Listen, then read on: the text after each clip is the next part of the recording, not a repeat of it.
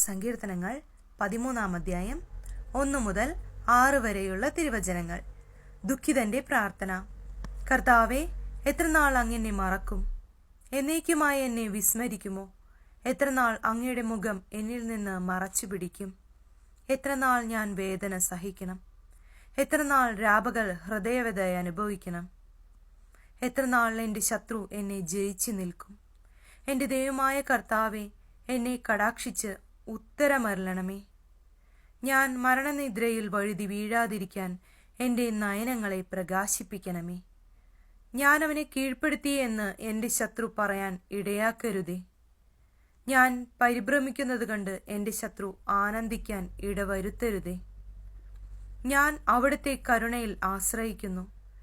എൻ്റെ ഹൃദയം അങ്ങയുടെ രക്ഷയിൽ ആനന്ദം കൊള്ളും. ഞാൻ കർത്താവിനെ പാടി സ്തുതിക്കും.